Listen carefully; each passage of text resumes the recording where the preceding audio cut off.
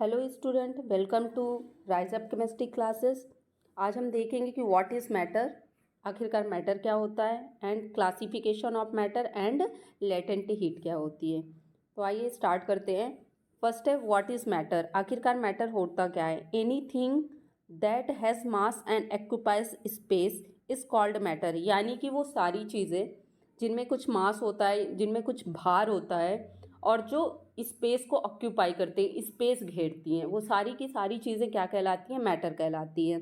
A matter is made up of tiny particles called atoms. यानी कि जो matter होता है वो मैटर छोटे छोटे पार्टिकल्स से मिलकर बना होता है और इन पार्टिकल्स को हम एटम बोलते हैं।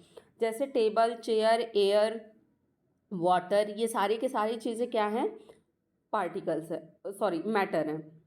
अब देखिए एयर अगर देखा जाए तो एयर में बहुत सारी गैसेज हैं, जैसे इसमें ऑक्सीजन है, नाइट्रोजन है, हाइड्रोजन है, कार्बन डाइऑक्साइड है, सारी चीज़ें होती हैं एयर में। प्लस इसमें डस्ट के पार्टिकल्स हैं, मॉइस्चर्स हैं। तो ये किससे मिलकर बनी है? जो एयर हमारी बनी है सारे पार्टिकल्स से, छोटे छोटे पार्टिकल्स से मिलकर बनी हुई है, जिनको हम एटम्स बोलते हैं। नेक्स्ट है characteristics of particle of matter. यानी कि मैटर्स के जो पार्टिकल्स हैं इनकी आखिरकार कैरेक्टरिस्टिक्स क्या होती है, ये कौन कौन सी प्रॉपर्टीज शो करते हैं। फर्स्ट है particles of matter has space between them. यानी कि जो मैटर होते हैं, मैटर के पार्टिकल्स के बीच में स्पेस होता है। नेक्स्ट है particle of matter are continuously moving. इसका क्या मतलब है? यानी कि जो मैटर के पार्टिकल्स होते हैं उनमें काइनेटिक एनर्जी होती है। मान लीजिए ये कोई सॉलिड का सरफेस है, यहाँ पर क्या है? पार्टिकल्स हैं।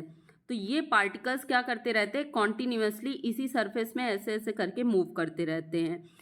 क्योंकि सॉलिड के पार्टिकल्स की जो काइनेटिक एनर्जी होती है वो बहुत ही लोएस्ट होती है, जिसकी वजह से ये पार्टिकल अपनी पोजीशन को छोड़कर कहीं नहीं जाते हैं। लेकिन हम अगर लिक्विड के पार्टिकल्स की बात करें तो लिक्विड के पार्टिकल्स की काइनेटिक एनर्जी सॉलिड के पार्टिकल के काइनेटिक एनर्जी से ज़्यादा होती है, जिसकी वजह से मान लीजिए ये कोई जार है, इसमें यहाँ पे लिक्विड के पार्टिकल्स हैं, तो ये लिक्विड के पार्टिकल्स मूव करते रहते हैं, लेकिन ये भी सरफेस को छोड़कर बाहर नहीं जाते हैं, बस ये अपनी पोजीशन चेंज कर सकते हैं। नेक्स्ट है particle of matter attract each other. यानी कि जो पार्टिशन फोर्स को हम क्या बोलते हैं? इंटरमॉलिक्यूलर अट्रैक्शन फोर्स, जिसकी वजह से ये सारे के सारे पार्टिकल्स आपस में कनेक्टेड होते हैं। लेकिन अगर हम गैसियस फॉर्म की बात करें तो गैस के जो पार्टिकल्स होते हैं इनके पार्टिकल्स का जो इंटर अट्रैक्शन फोर्स होता है वो बहुत ही कम होता है और इनकी काइनेटिक एनर्जी बहुत ज़्यादा होती है, जिससे कि गैस के पार्टिकल्स अपनी सरफेस को छोड़कर एयर में भी जा सकते हैं और ये किसी भी डायरेक्शन में मोशन कर सकते हैं, किसी भी डायरेक्शन में मूव कर सकते हैं। इस मोशन को या इस मूवमेंट को हम ब्राउनियन मोशन कहते हैं। और क्लासिफिकेशन ऑफ मैटर, यानी कि मैटर को कितने पार्ट्स में क्लासीफाई किया गया है। तो मैटर को उनकी प्रॉपर्टीज़ के अकॉर्डिंग क्लासीफाई किया गया है, यानी कि फिजिकल प्रॉपर्टीज़ के अकॉर्डिंग अलग अलग क्लासीफाई किया गया और केमिकल प्रॉपर्टीज़ के अकॉर्डिंग अलग क्लासीफाई किया गया है। तो अगर हम फिजिकल क्लासिफिकेशन के अकॉर्डिंग देखें तो मैटर को 3 पार्ट्स में डिवाइड किया गया है, सॉलिड, लिक्विड एंड गैस।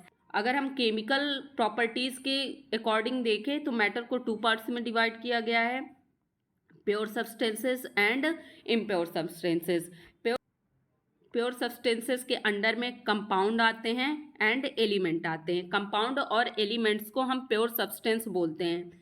इसके अलावा हम इम्प्योर सब्सटेंसेस, जिसे हम मिक्सचर भी बोलते हैं, मिक्सचर, इसको इम्प्योर सब्सटेंसेस में रखा गया है। ये मिक्सचर आपके होमोजीनस मिक्सचर भी हो सकते हैं और हेट्रोजीनस मिक्सचर भी हो सकते हैं। अब देख लेते हैं कि जो मैटर को उनकी फिजिकल प्रॉपर्टीज़ के अकॉर्डिंग डिवाइड किया गया है सॉलिड, लिक्विड और गैस में, तो सॉलिड की क्या प्रॉपर्टीज़ होती हैं, लिक्विड की क्या प्रॉपर्टीज़ होती हैं और गैस की क्या प्रॉपर्टीज़ होती हैं। तो हम सबसे पहले बात करते हैं सॉलिड की।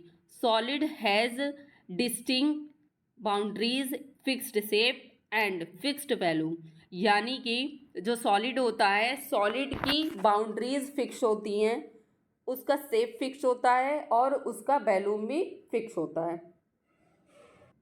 दूसरा, सॉलिड के पार्टिकल्स के बीच का जो इंटर अट्रैक्शन फोर्स होता है वो बहुत ही ज़्यादा होता है, ये बहुत ही टाइटली बॉन्डेड होते हैं। नेक्स्ट है, solid have their melting and boiling point above room temperature, यानी कि सॉलिड का जो मेल्टिंग पॉइंट और बॉइलिंग पॉइंट होता है वो नॉर्मली रूम टेम्परेचर से ज़्यादा होता है। भाई नॉर्मली रूम टेम्परेचर कितना होता है? ज़्यादा से ज़्यादा 30 डिग्री सेंटीग्रेड, या फिर उससे ज़्यादा हो गया 35-40 डिग्री सेंटीग्रेड। तो जो सॉलिड होते हैं, सॉलिड का जो मेल्टिंग पॉइंट होता है और बॉइलिंग पॉइंट होता है वो हमेशा रूम टेम्परेचर से ज़्यादा होता है। मेल्टिंग पॉइंट एक बार रूम टेम्परेचर पर हो सकता है, लेकिन उसका बॉइलिंग पॉइंट हमेशा रूम टेम्परेचर से ज़्यादा ही रहेगा। सॉलिड नेक्स्ट है काइनेटिक एनर्जी, यानी कि सॉलिड की जो काइनेटिक एनर्जी होती है वो बहुत ही लो होती है। उसके पार्टिकल अपने ही सरफेस पर या अपने ही पोजीशन पर वाइब्रेशन करते रहते हैं, ये अपनी पोजीशन को चेंज नहीं करते हैं। नेक्स्ट है लिक्विड। लिक्विड का जो शेप होता है वो शेप हम चेंज कर सकते हैं, लेकिन उसका वॉल्यूम क्या होता है? फिक्स होता है। हमारे पास एक ग्लास पानी है, हमारे पास क्या है? एक ग्लास पानी है। तो ये एक ग्लास पानी, चाहे हम उसको बॉटल में भरें, चाहे हम उसको घड़े में भरें, चाहे हम उसको किसी भी जार में भरें, वो वाटर आपका एक ग्लास ही रहेगा। बस ये है कि अगर आप उसको बॉटल्स में भरते हैं तो बॉटल के शेप का हो जाएगा, अगर उसको आपने किसी बाउल में डाला है तो बाउल के शेप का हो जाएगा। यानी कि जो लिक्विड होता है, लिक्विड अपना शेप चेंज कर सकता है लेकिन अपना वॉल्यूम नहीं चेंज करता है। उसका वॉल्यूम क्या होता है? फिक्स होता है। Liquid are low density, liquid की जो डेंसिटी होती है वो लो होती है। Liquid have their melting and boiling point below room temperature, यानी कि जो लिक्विड होता है, लिक्विड का जो मेल्टिंग पॉइंट होता है और बॉइलिंग पॉइंट होता है, इसका मेल्टिंग पॉइंट तो रूम टेम्परेचर से कम होता है, लेकिन इसका बॉइलिंग पॉइंट रूम टेम्परेचर या रूम टेम्परेचर से ज़्यादा हो सकता है। Next, gas have no shape and no volume, यानी कि गैस का कोई भी शेप और वॉल्यूम नहीं होता है। वो इसकी जो पार्टिकल्स होते हैं, इसके जो पार्टिकल्स होते हैं वो किसी भी डायरेक्शन में मूव कर सकते हैं। गैसेस हैव हाईली कंप्रेसिबल, जो गैसेस होती हैं वो हाईली कंप्रेसिबल होती हैं। हाईली कंप्रेसिबल का क्या मतलब है? जैसे ये कोई जार है, इसमें ऐसे गैस भरी हुई है, ये यहाँ पे क्या है? इसमें गैस भरी हुई है। तो अगर यहाँ पर हमने कोई पिस्टन लगाया है और इस पिस्टन को हम नीचे दबा रहे हैं, ठीक है, तो ये गैस क्या होगी? नीचे साइड को दबती चली जाएगी और ये किस में कन्वर्ट हो जाएगी? लिक्विड फॉर्म में कन्वर्ट हो जाएगी। जैसे हमारे घर में जो एलपीजी गैस होती है वो क्या होती है? वो एक तरह की गैस है, लेकिन उसको प्रेशराइज करके लिक्विड फॉर्म में कन्वर्ट कर दिया जाता है, फिर हम उसका यूज़ करते हैं। जैसे हम लाइटर की बात करें, लाइटर में जो लिक्विड भरा होता है वो एक तरह की गैस होती है। उसको जब हम लाइटर को प्रेस करते हैं तो उसकी गैस धीरे से ऊपर निकलती है, तो वो लिक्विड फॉर्म से जब वो एटमॉस्फेरिक प्रेशर पे आती है तो वो किस में कन्वर्ट हो जाती है? गैसियस फॉर्म में कन्वर्ट हो जाती है। Kinetic energy of the particles of gases is very high, यानी कि जो गैस होते हैं इनके पार्टिकल्स की जो काइनेटिक एनर्जी है वो बहुत ही ज़्यादा हाई होती है।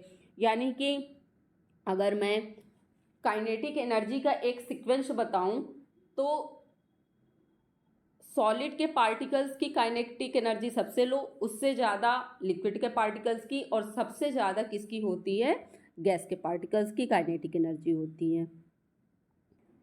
नेक्स्ट है inter attraction force between matters particle.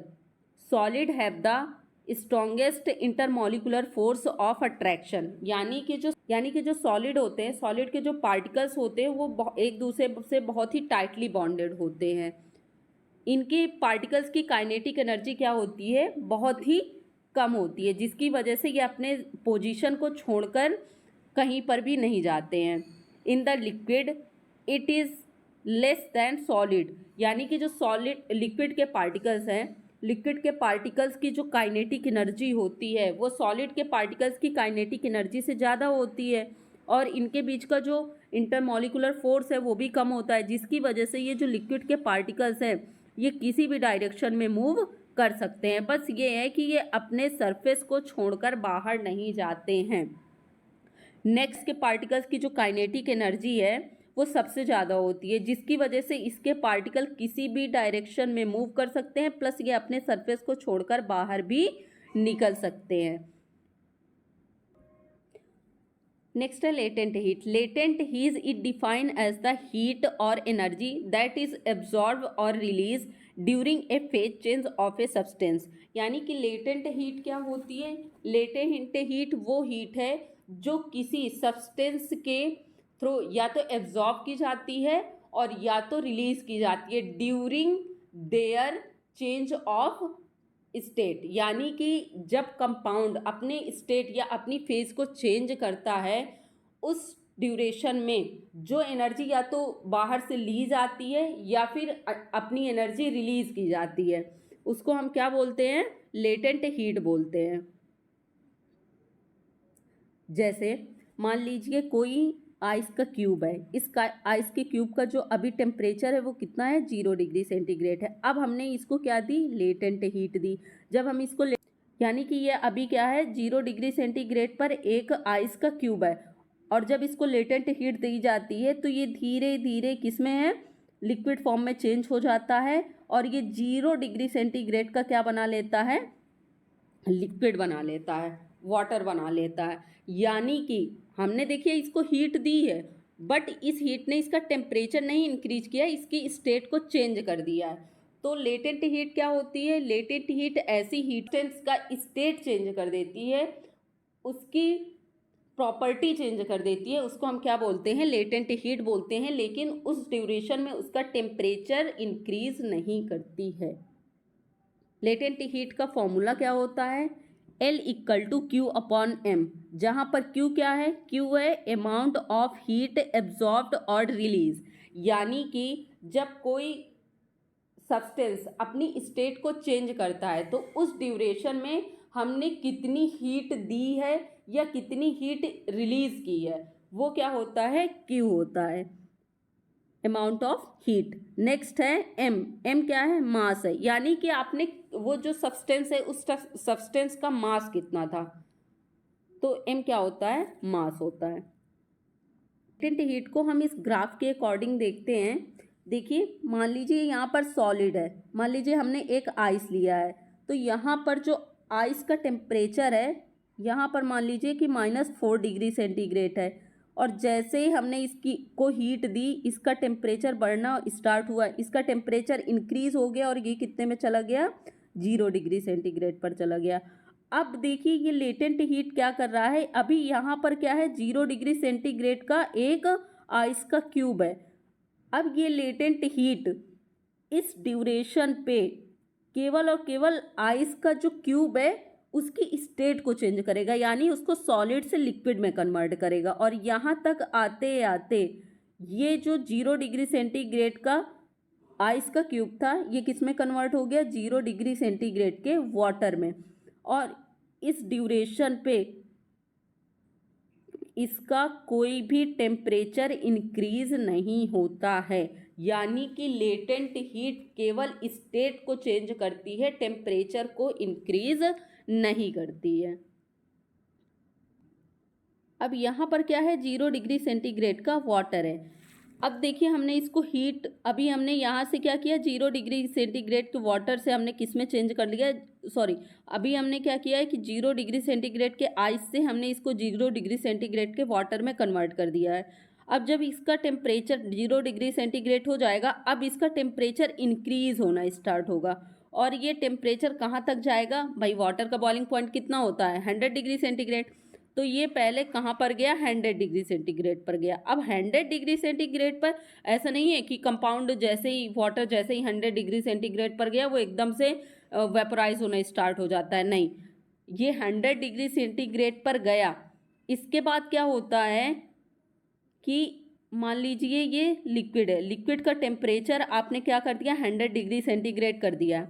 अब ये पार्टिकल्स क्या करेंगे? इसकी काइनेटिक एनर्जी को बढ़ाएंगे। ये जो हीट हम इसको जो लेटेंट हीट दे रहे हैं जो इस ड्यूरेशन में है, वो क्या करेगी? पार्टिकल्स की काइनेटिक एनर्जी को बढ़ाएगी, इन पार्टिकल्स की काइनेटिक एनर्जी को बढ़ाएगी। और जब इनकी काइनेटिक एनर्जी एक लेवल तक बढ़ जाएगी जिस पर ये क्या करेंगे, इस सरफेस को ड्यूरेशन पे लेटेंट हीट ने क्या किया है, लेटेंट हीट ने इन पार्टिकल्स की काइनेटिक एनर्जी को बढ़ाया है। ठीक है, या काइनेटिक एनर्जी को बढ़ाया। अब जैसे भाई अगर हम लिक्विड के पार्टिकल्स की काइनेटिक एनर्जी बढ़ा देंगे, बढ़ाते गए और वो अपने सरफेस को बाहर छोड़कर बाहर निकलने लगा, तो जाहिर सी बात है वो गैसियस फॉर्म में चेंज हो गया है। ठीक है, क्योंकि लिक्विड के पार्टिकल्स से ज़्यादा किसकी काइनेटिक एनर्जी होती है, गैस की। और गैस क्या करता है, किसी भी डायरेक्शन में मूव कर सकता है। लिक्विड से गैस में कन्वर्ट होने की जो प्रोसेस होती है उसको हम क्या बोलते हैं, वेपोराइजेशन। और इसी का जस्ट उल्टा क्या होता है, अगर इसी का हम जस्ट रिवर्स कर दें, यानी कि गैस से अगर हम उसको लिक्विड में कन्वर्ट करें तो इसको हम क्या बोलते हैं, कंडेंसेशन। यानी कि ये जो लेटेंट हीट होती है, ये लेटेंट हीट आपकी जब हम वाटर को लिक्विड से गैस फॉर्म में कन्वर्ट करेंगे तब हम इसको हीट देंगे, और जब हम उसको गैस से लिक्विड फॉर्म में कन्वर्ट करेंगे तब हम उससे हीट को रिलीज करेंगे। इसी तरह अगर हम सॉलिड और लिक्विड की बात करें तो जब सॉलिड से कोई कंपाउंड लिक्विड में कन्वर्ट होता है तब लेटेंट हीट दी जाती है, और जब कोई कंपाउंड लिक्विड से सॉलिड फॉर्म में कन्वर्ट होता है तब लेटेंट हीट रिलीज की जाती है।